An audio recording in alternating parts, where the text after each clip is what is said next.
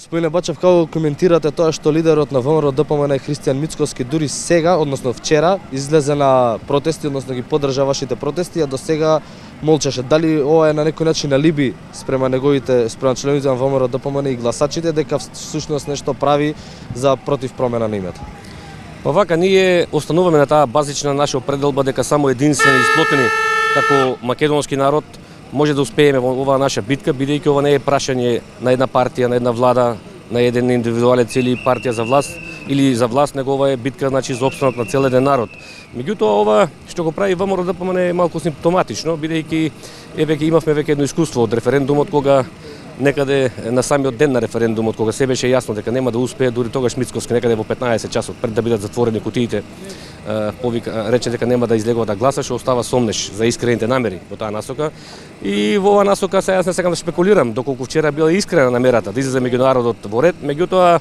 малку остава впечаток пак на сомнеш, бидејќи они од кога видоа дека вчера Македонија блокира, стварно имаше една добра бројка на посетеност на митингот, една добра организација, тогаш излезе кај народот со цел најверојатно, како што и вие кажавте, да си бара едно алиби помеѓу членството на ВМРО ДПМН, бидејќи факт е дека јас сум секојдневно на терен и по наши партиски активности и сега во овие работи околу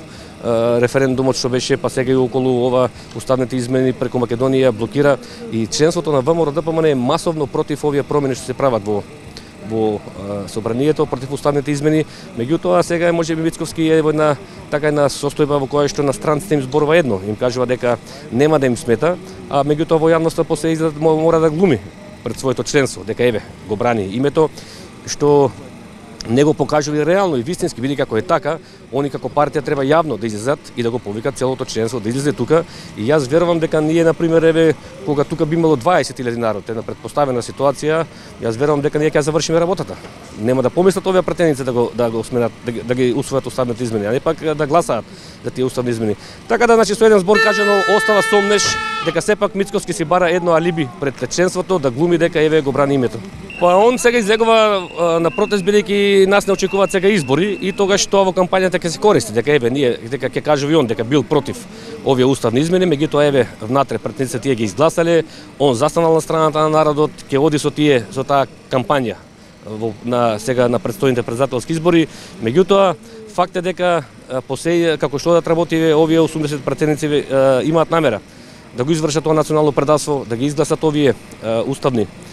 измени. Меѓутоа сега ако е за некаква утека за македонскиот народ, јас можам да кажам дека со ова не се завршува оваа борба, ќе следи сега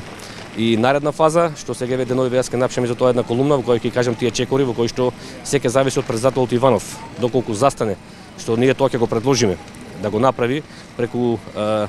на меѓународен план, конкретно преку Советот за безбедност. Значи има начин сега како тоа да се проблематизира на меѓународен план и како тоа да се спречи. Меѓутоа, јас ќе повторам, доколку македонскиот народ беше на висината на задачата, излезеше масовно со 20 со 30.000 народ, ние можевме да ја завршиме оваа работа во оваа фаза сега. Меѓутоа сега ако бидат изгласани, значи ќе следи вториот дел, ќе го проблематизираме тоа, меѓутоа тоа ќе зависи се од Иванов. И доколку е спремен да застане на непотпишување тоа е едниот момент на непотпишување, меѓутоа сега има начин како тоа да се проблематизира на меѓународен план и да не биде прифатено. И во таков случај, значи, Иванов сега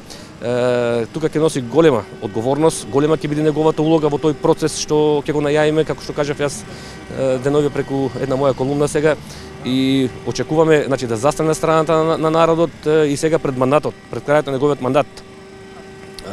да се отиде како човек кој што ќе го памети македонскиот народ, бидејќи факт е дека во овие 10 години Иванов не презеде ништо за одбрана на македонското име. И тука сакам да ја разбијам и таа дилема, веќе кога ме прашавте за овој дел за Иванов. Тоа е една манипулација што се прави со наводно собирање потписи по Македонија, да се достават до председателот, па председателот тие потписи ќе ги доставил во Обединетите нации. Сакам тука да потенцирам дека во Обединетите нации со потписи не се покренува никаква постапка.